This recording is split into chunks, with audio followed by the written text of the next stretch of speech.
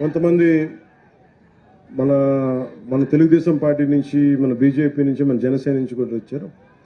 అలాగే రాయలసీమ మన సైఫ్ హసీనా బేగం గారు మీరు ఇచ్చారమ్మా. మీరు ఇది మీది నేను పరిశీలించాను. ఇది నేను ఖచ్చితంగా మీకు దీని మీద మీరు ఇచ్చిన ఈ రిప్రజెంటేషన్ మీద ఖచ్చితంగా దీన్ని యాక్షన్ తీసుకుంటాను. మీరు ఇబ్బంది పడకండి. మీ కష్టాన్ని, మీ ఇబ్బందిని అర్థం చేసుకున్నాం. నాకు అందరూ బాగుండాలని కోరుకునేవాడిని. నేను చాలామందికి ఏముంటుందంటే భావన, నేను హిందూ ధర్మం గురించి మాట్లాడగానే మిగతా మతాలని అనేస్తాను అనుకుంటాను. నేను అట్లా అన్నాను. నేను అనేది ఏంటంటే మన మతాన్ని, మన ధర్మాన్ని గౌరవించాలని కోరుకుంటాను తప్ప, అంటే మీరు పెద్ద మనసుతోటి హసీనా బేగం గారు మీరు రాసింది నాకు చాలా బాగా నచ్చింది. మీరు నన్ను నమ్మారు చూసారా. నేను కులాలకి మతాలకి అతీతం అండి.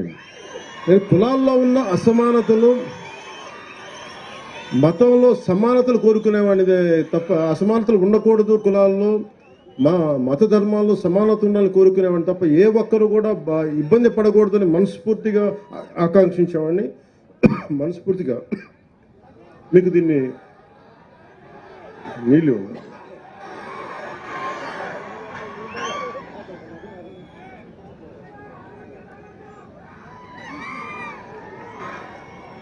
నా ఆరోగ్యం జాగ్రత్తని మీరు అంటే మీరుండగా నాకు భయం ఏంటి చెప్పు.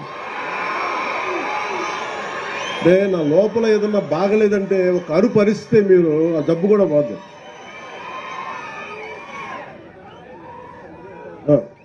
అలాగే వాల్మీకి బోయ సంక్షేమ సంఘం నుంచి నాకు రిప్రజెంటేషన్ అందింది.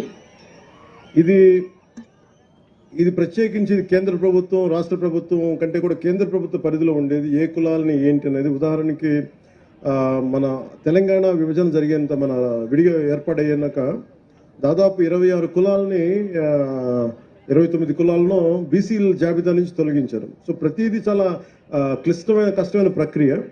కానీ పదే నేను పోయినసారి వచ్చినప్పుడు కూడా వాల్మీకి బోయ సంక్షేమ సంఘం నాకు ఈ రిప్రజెంటేషన్ ఇచ్చారు. ఖచ్చితంగా దీన్ని గౌరవ ముఖ్యమంత్రి గారితో మాట్లాడి, క్యాబినెట్లో మాట్లాడి దీన్ని వారికి తెలియజేస్తాను. మనస్ఫూర్తిగా మీకు తెలియజేసుకున్నాను.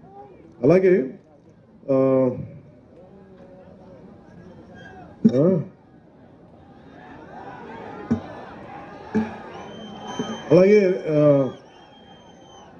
రెడ్డి సంఘం నాయకులు ఒక ప్రతిపాదన అడిగారు. అది ఆల్రెడీ ఉన్నదే. మన కర్నూలు ఎయిర్పోర్ట్కి స్వాతంత్ర సమరయోధులు ఉయ్యాలవాడ నరసింహారెడ్డి గారి పేరు పెట్టాలని. ఆయన పేరు కాకపోతే ఎవరి పేరు పెడతాం? అంటే బ్రిటిష్ వాడు భయపడ్డాడంటే ఉయ్యాలవాడ నరసింహారెడ్డి గారు లేకపోయిందంటే ఈ పాటికి ఎలా ఉండేది. అలాంటి ఆ మహానుభావుడు పేరు పెట్టకపోతే అలా. అందుకని ఖచ్చితంగా దీన్ని ముందుకు తీసుకెళ్ళి ఏదైతే చిన్న హికప్స్ ఉన్నాయో వాటిని అలాగే ముందుకు తీసుకెళ్తాం. అలాగే ఇర్రెస్పెక్ట్ ఆఫ్ మీరు కులాల పరంగా కావచ్చు, ఏదైనా కావచ్చు, నేను కులాల గురించి కొంచెం ఇబ్బంది లేకుండా మాట్లాడతాను.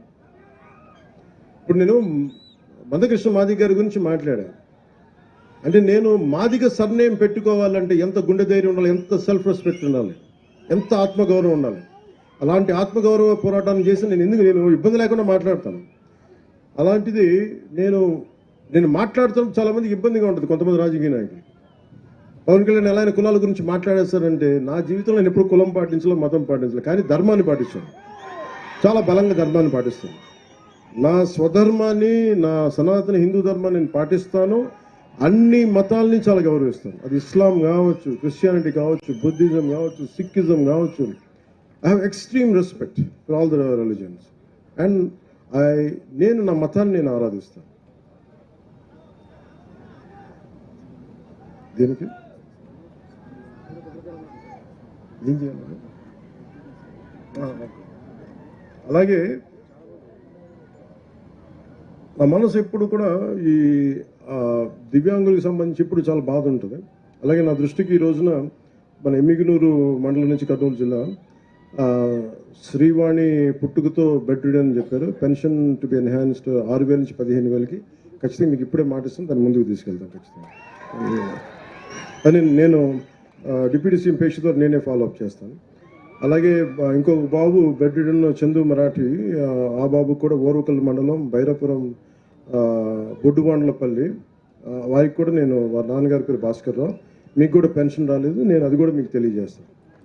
అది కూడా తీసుకోండి, వారు ఏది ఇస్తూ ఉన్నారు. అలాగే ముఖ్యంగా మొన్న కొన్ని సమయాలు మన అసెంబ్లీలో కూడా చెప్పారు, మన గోరంట్ల బుచ్చయ్య చౌదరి గారు కూడా కొన్ని కులాలని బీసీ జాబితాలో లేవు కొన్ని జిల్లాల్లో అనేది మాట్లాడుతుంటే, అలాగే నా దృష్టికి ఇప్పుడు గాజుల బలిజ సంఘం మీరు కూడా వచ్చినాయి. ఈ 2 జిల్లాల్లో దాదాపు 3000 కుటుంబాలు ఉన్నాయి.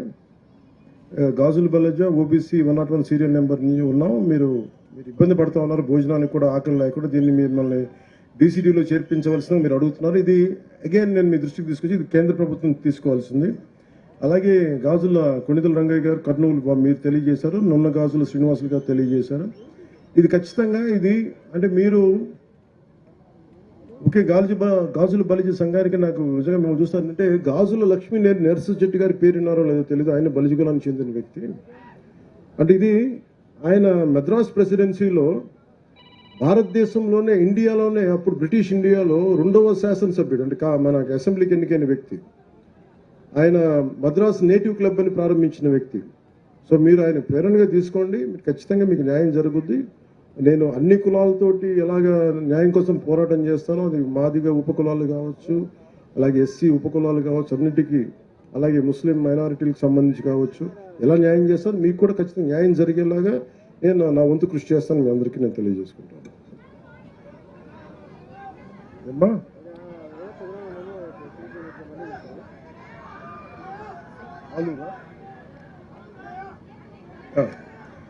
అలాగే మొన్న అసెంబ్లీలో కూడా ముఖ్యంగా ప్రత్యేకించి